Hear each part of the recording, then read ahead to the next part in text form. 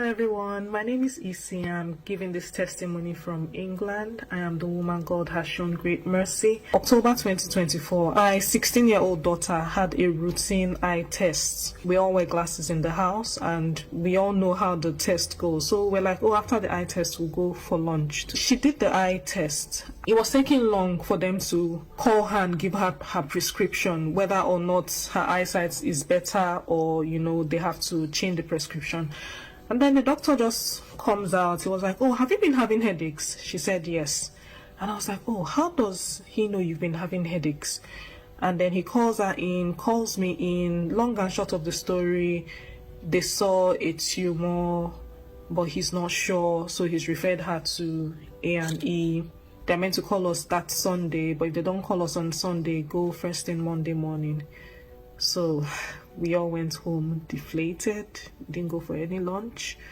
And I was like, God, what is happening, So that was how my 16-year-olds, they're going back and forth, seeing different doctors, the one for the spine, the one for the brain. At some point, they were like, there's fluid build up in the brain. They have to do a lumbar puncture in and out of school. And I'm like, nah, this is not acceptable, So that was November 2024.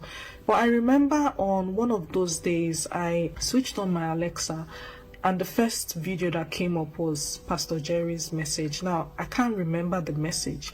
What I remembered was the prayers and the intensity. So something was like, girl, you need to change the way you pray, because of the season you're going into. The fasting period came, and in my head I'm like, which church will I fast with? And then my dear friend Cece sent me the prayer points for the first week of fasting for NSPPD.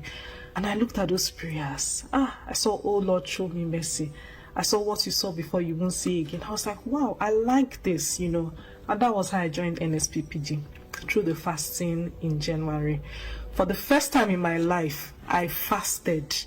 I enjoyed it. My prayer life has taken a significant turn positively. And then that prayer that Pastor Jerry used to pray, what they saw before, they will not see again. Go back and check. What they saw before, they will not see it again.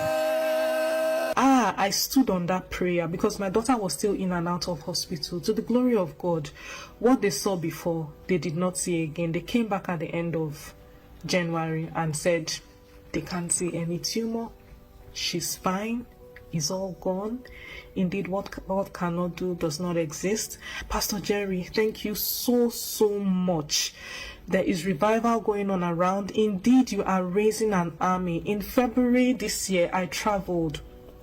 And whilst I was boarding the plane, this lady comes up to me and she's like, I know you. And I'm like, I don't know you, She was like, I know you. So I mentioned where I schooled, where I grew up. She was like, no, I don't know those places. I was like, okay, maybe I look familiar to someone And then we boarded the plane and she was sitting on the aisle close to me. And I saw her touching the ground and praying. And I was like, this lady is praying the O8 prayer. So in the course of the flight, she took off her jacket and she had this jumper where they wrote Elroy. Hey, I just signaled to her. I was like, I know you. She was like, hey, where do you know me from? I was like, what God cannot do, she shouted, does not exist. In the plane, we started hugging ourselves and jumping. Now people were looking at us and smiling. I was like, I'm sure there are NSPPD people on this flight. So, Pastor Jerry, you are raising an army. We are grateful for you. We have seen changes in our lives. We thank God for you. And like I said, the King of Kings has ruled in my favor.